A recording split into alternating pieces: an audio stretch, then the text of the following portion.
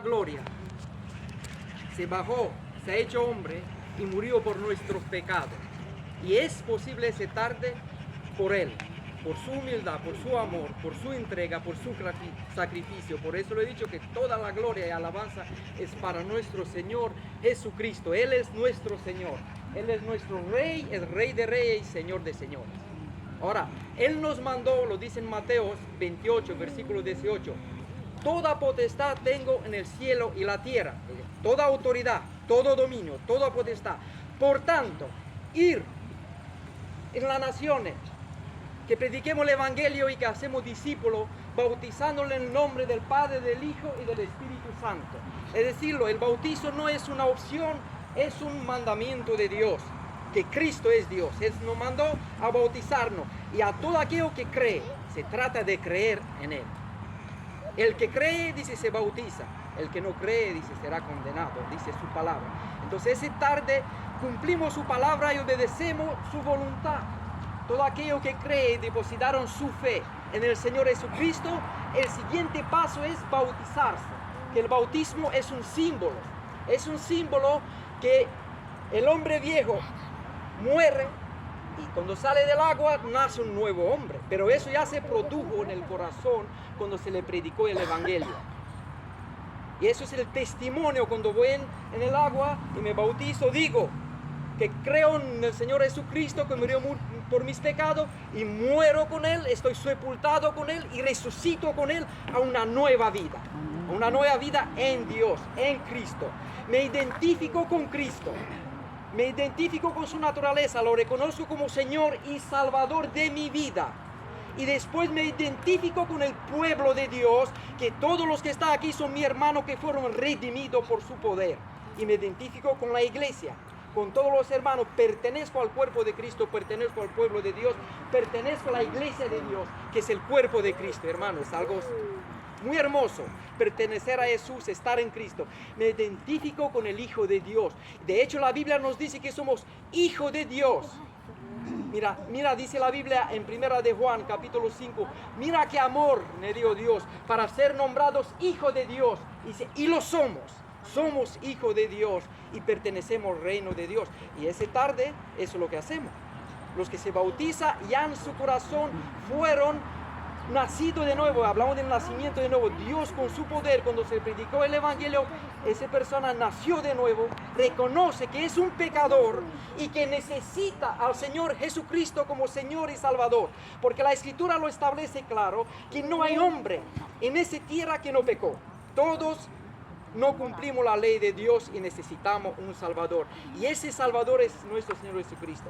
Y cuando nosotros depositamos fe en el Señor Jesucristo, hay salvación y vida eterna. Y eso es lo que está pasando en el bautizo. Estoy reconociendo a Cristo como Señor y Salvador y reconozco que soy un pecador.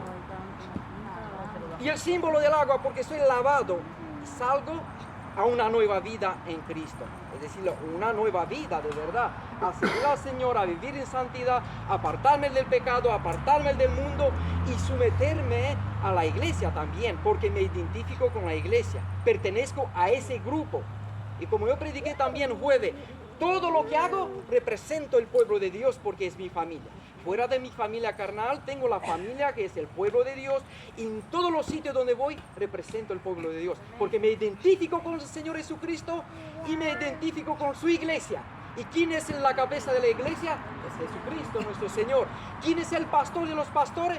Nuestro Señor Jesucristo. Él es el pastor de los pastores, el que entregó su vida por nosotros. Por eso, hermanos, como le he dicho antes, el bautizo no es una opción, es un mandamiento de Dios, el bautizarnos. El bautizo nos salva, pero Cristo nos mandó a bautizarnos.